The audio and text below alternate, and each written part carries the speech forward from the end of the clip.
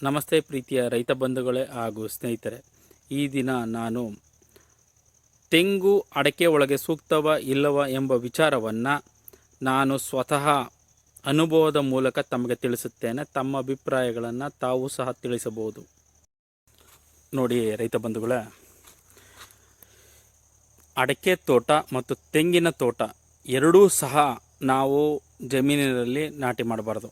ಅಡಕೆ ಸುತ್ತ ನಾವು ತೆಂಗಿನ ಗಿಡಗಳನ್ನ ನೆಡೋದ್ರ ಮೂಲಕ ಲಾಭ ಗಳಿಸ್ಬೋದು. ಅದನ್ನು ಬಿಟ್ಬಿಟ್ಟು ನಾವು ಅಡಿಕೆ ತೋಟದೊಳಗಡೆ ತೆಂಗಿನ ಗಿಡನೂ ನಾವು ನಾಟಿ ಮಾಡೋದ್ರ ಮೂಲಕ ನಾವು ಅಡಿಕೆಲೂ ಸಹ ಇಳುವರಿ ಕಮ್ಮಿ ಆಯ್ತದೆ ಮತ್ತು ತೆಂಗು ಸಹ ಇಳುವರಿ ಕಮ್ಮಿ ಆಯ್ತದೆ. ಆದ್ದರಿಂದ ರೈತ ಬಾಂಧವರು ಆದಷ್ಟು ಸಹ ಅಡಿಕೆ ತೋಟದಲ್ಲಿ ತೆಂಗಿನ ಬೆಳೆಯೋದನ್ನ ಕಡಿಮೆ ಮಾಡಬೇಕು ಅನ್ನೋದು ನನ್ನ ಅನಿಸಿಕೆ. ಯಾಕೆಂದರೆ ನೋಡಿ, ನಾವು ಈ ತೆಂಗಿನ ಮರಗಳನ್ನ ನೆಟ್ಟು ನೋಡಿ, ಒಳ್ಳೆ ರೀತಿ ತೆಂಗಿನ ಮರಗಳು ಆ್ಯಕ್ಚುಲಿ ನಾವು 12 ವರ್ಷ ಆಗಿದೆ ತೆಂಗಿನ ಮರಕ್ಕೆ. ಅಡಿಕೆ ತೋಟಕ್ಕೆ 8 ವರ್ಷ ಆಗಿದೆ ನೋಡಿ. ನಾವು ತೆಂಗಿನ ಹಾಕಿದ ಮೇಲೆ ಒಂದು 4 ವರ್ಷ ಆದಮೇಲೆ ಅಡಿಕೆ ನಾಟಿ ಮಾಡೋದು ನೋಡಿ.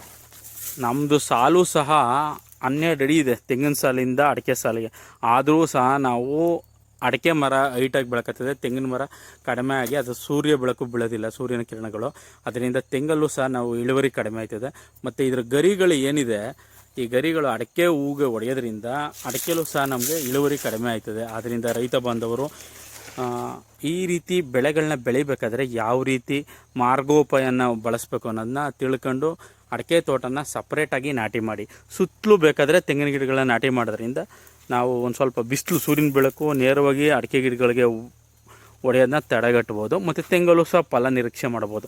ಅದನ್ನು ಬಿಟ್ಬಿಟ್ಟು ನಾವು ತೆಂಗು ಬೆಳಿತೀವಿ, ಅಡಿಕೆನೂ ಬೆಳಿತೀವಿ ಅಂದ್ಬಿಟ್ಟು ಎರಡನ್ನೂ ನಾವು ಪೈಪೋಟಿ ಮೇಲೆ ಹಾಕಿದ್ರೆ ನಮ್ಗೆ ಎರಡರಲ್ಲೂ ಫಲ ಕಡಿಮೆ ಆಗಿ ನಾವು ರೈತರು ಲಾಭ ಗಳಿಸೋದ್ರಲ್ಲಿ ಕಡಿಮೆ ಆಯ್ತದೆ. ಆದ್ದರಿಂದ ದಯವಿಟ್ಟು ನಾವುಗಳು ಮಾಡಿದ್ದೀವಿ ತಪ್ಪು, ಇನ್ನು ಮುಂದೆ ನಮಗೆ ಯಾರು ರೈತರು ಈ ರೀತಿ ತಪ್ಪುಗಳನ್ನ ಮಾಡ್ಕೋಬೇಡಿ ಅಂತ ನನ್ನ ಅನಿಸಿಕೆ ತಿಳಿಸ್ತಾ ಇದ್ದೀನಿ. ಆದ್ದರಿಂದ ಆದಷ್ಟು ಸಹ ಏನು ನೀವು ಅಡಿಕೆ ತೋಟ ನಾಟಿ ಮಾಡ್ತೀರ, ಒಂದು ಎಕರೆಗೆ 9 ಆದರೆ ಒಂದು 650 ಪೈರು ಹಿಡಿತದೆ. ಈ ಥರ ನಾವು 11 ಅಡಿ 12 ಅಡಿ ಮಾಡಿದ್ರೆ ನಾವು 400 ಗಿಡ ಹಿಡಿದಿದೆ ಅಷ್ಟೇ ಅಡಿಕೆ ಗಿಡ. ಇದರಲ್ಲಿ ನಮ್ಗೆ 200 ಗಿಡನೂ ಕಡಿಮೆ ಆಗೈತೆ. ಜೊತೆಗೆ ತೆಂಗು ಸಹ ಅಂಥ ಇಳುವರಿ ಸಿಗ್ತಾ ಇಲ್ಲ. ನಾವು ಅದಕ್ಕೆ ಒಳ್ಳೆ ರೀತಿ ಪೋಷಕಾಂಶ ಕೊಟ್ಟು ನೀಟಾಗಿ ನೋಡ್ಕೊಂಡ್ರು ನಾವು ಇಳುವರಿ ಪಡೆಯೋದ್ರಲ್ಲಿ ಫೇಲ್ಯೂರ್ ಆಗ್ತಾಯಿದ್ದೀವಿ. ಆದ್ದರಿಂದ ಮುಂದೆ ನಾಟಿ ಮಾಡೋ ಅಡಿಕೆ ಮತ್ತು ತೆಂಗು ನಾಟಿ ಮಾಡುವ ರೈತರು ಸ್ವಲ್ಪ ಯೋಚನೆ ಮಾಡಿಬಿಟ್ಟು ಮಾಡಿ ಅಂತ ನಾನು ಈ ಮೂಲಕ ಹೇಳ್ತಾಯಿದ್ದೀನಿ ವಿಡಿಯೋದಲ್ಲಿ. ನೋಡಿ, ಇದು ನಮ್ಮ ಪಕ್ಕದಲ್ಲಿರೋ ತೋಟ. ಇದು ಅಡಿಕೆ ಮತ್ತು ತೆಂಗು ಎರಡೂ ಜೊತೆಲಿ ನಾಟಿ ಮಾಡಿದ್ರು ನೋಡಿ. ಅಡಿಕೆ ದೊಡ್ಡದಾಗಿ ಬೆಳೆದಿದೆ, ತೆಂಗಿನ ಗಿಡ ನೋಡಿ ಈ ಥರ. ನಾವು ಉತ್ತಮವಾದ ಆದಾಯ ಗಳಿಸ್ಬೇಕು ಅಂದ್ಬಿಟ್ಟು ನಾವು ಈ ರೀತಿ ತಪ್ಪುಗಳನ್ನ ಮಾಡಬಾರ್ದು ಅಂತ ರೈತರಿಗೆ ನಾನು ತಿಳಿಸ್ತೀನಿ. ನೋಡಿ, ಈ ರೀತಿ ಸಸಿಗಳನ್ನ ನೆಡ್ತಾನೆ ಇರೋದು ಅಡಿಕೆ ಒಳಗಡೆ. ಈ ರೀತಿ ನೆಡೋದ್ರಿಂದ ಗಿಡಗಳು ಈ ಥರ ಆಗ್ಬಿಡ್ತದೆ, ಈ ಥರ ಸಣ್ಣ ಆಗಿಬಿಡ್ತದೆ ಸ್ನೇಹಿತರೆ. ಫಲನೂ ಬರೋಲ್ಲ, ಸುಮ್ಮನೆ ಮರ ಅಂತ ಲೆಕ್ಕಕ್ಕೆ ತಗೋಬೇಕಾಯ್ತದೆ ಅಷ್ಟೇ. ನಂತೂ ಒಂದು 100 ತೆಂಗಿನ ಮರ ಅವೆ, 1000 ಅಡಿಕೆ ಮರ ಅಂತ ಲೆಕ್ಕಕ್ಕೆ ತಗೋಬೇಕಾಯ್ತದೆ, ಫಲ ಕಡಿಮೆ ಆಗ್ಬಿಡ್ತದೆ.